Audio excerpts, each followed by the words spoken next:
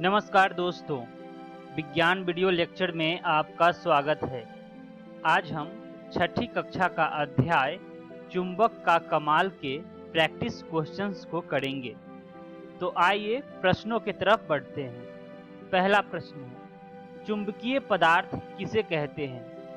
उत्तर, जो पदार्थ चुंबक की ओर आकर्षित होते हैं वे चुंबकीय पदार्थ कहलाते हैं, जैसे कि लोहा, निकेल तथा कोबाल्ट। अगला प्रश्न, अचुंबकीय पदार्थ किसे कहते हैं? उत्तर, जो पदार्थ चुंबक की ओर आकर्षित नहीं होते हैं वे अचुंबकीय पदार्थ कहलाते हैं। अगला प्रश्न, चुंबक किसे कहते हैं? उत्तर, जिन पदार्थों में लोहे को आकर्षित करने का गुण पाया जाता है वे चुंबक कहलाते हैं। अगला प्रश्न, कृत्रिम चुंबक किसे कहते हैं? उत्तर, लोहे के टुकड़ों से बनाया गया चुंबक को कृत्रिम चुंबक कहते हैं। चुंबक कितने प्रकार के होते हैं? उत्तर, चुंबक दो प्रकार के होते हैं। पहला प्राकृतिक चुंबक, दूसरा कृत्रिम चुंबक। अगला प्रश्न, कृत्रिम चुंबक कितने प्रकार के होते हैं? उत्तर, कृत्रिम चुंबक 4 प्रकार के होते हैं। पहला छड़ चुंबक, दूसरा नाल चुंबक, तीसरा बेलनाकार चुंबक और चौथा रिंग चुंबक। अगला प्रश्न, चुंबक के कितने ध्रुव होते हैं? उत्तर, चुंबक के 2 ध्रुव होते हैं। पहला उत्तरी ध्रुव, दूसरा दक्षिणी ध्रुव।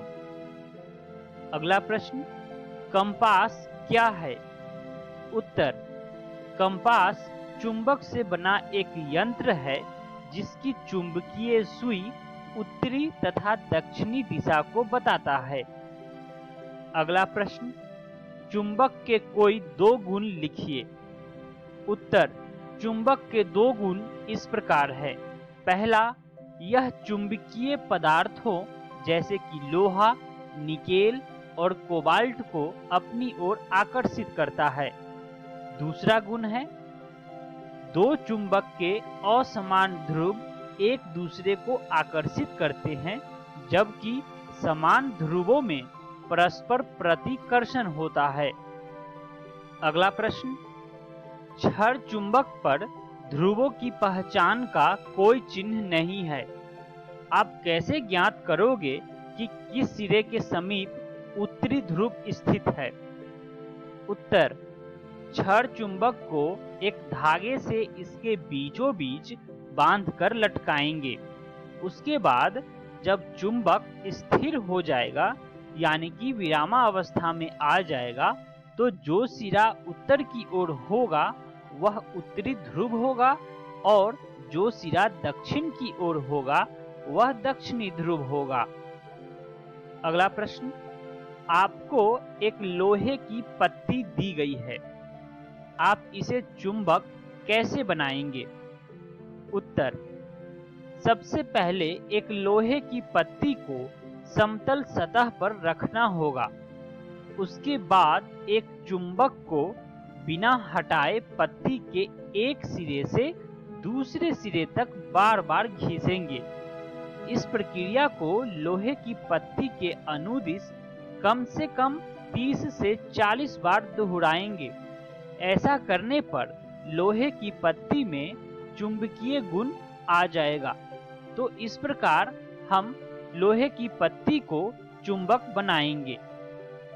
अगला प्रश्न, दिशा निर्धारण में कंपास का किस प्रकार प्रयोग होता है? उत्तर, कंपास के अंदर एक चुंबकीय सुई लगा होता है जो केंद्र के चारों तरफ स्वतंत्र रूप से घूम सकती है। हम जानते हैं कि चुंबक का हमेशा एक सिरा उत्तर की ओर होता है और दूसरा सिरा दक्षिण की ओर स्थित होता है। इसके इसी गुण के कारण दिशा निर्धारण में कंपास का प्रयोग किया जाता है। अगला प्रश्न, क्या चुंबक के गुण क्षीण भी हो सकते हैं?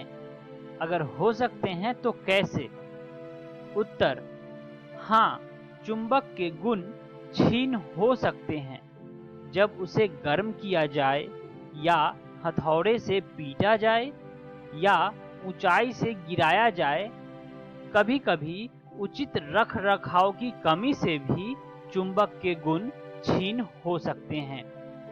अगला प्रश्न: एक दर्जी कमीज में बटन टाँक रहा था। उसके हाथ से सुई फिसलकर फर्श पर गिर गई। आप सुई ढूंढने में दर्जी की सहायता कैसे करोगे? उत्तर: छड़ चुंबक अथवा मैग्नेस छड़ी की सहायता से सुई को ढूंढा जा सकता है। अगला प्रश्न: किसी चुंबक को गर्म करने पर क्या होता है? उत्तर: चुंबक को गर्म करने पर चुंबक धीरे धीरे अपनी चुंबकीय शक्ति खोते चले जाता है तथा एक समय के बाद अपनी चुंबकीय शक्ति पूरी तरह से खो देता है तथा ठंडा करने पर भी अपनी चुंबकीय शक्ति फिर से प्राप्त नहीं कर सकता है। इसलिए हमें चुंबक को गर्म नहीं करना चाहिए। अगला प्रश्न: प्राचीन काल में यात्री दिशा निर्धारण कैसे करते थे? उत्तर: प्राचीन काल में यात्री एक प्राकृतिक चुंबक यात्रा पर अपने साथ ले जाते थे, जिसे धागे से लटकाकर दिशा निर्धारण करते थे। इस प्रकार से दोस्तों, हम अध्याय चुंबक के कमाल का महत्वपूर्ण प्रश्न अभ्यास को कर चुके हैं। आशा करता हूं कि आप सभी को आज का वीडियो पसंद आया होगा और सारे प्रश्नों का उत्तर भी समझ में आया होगा।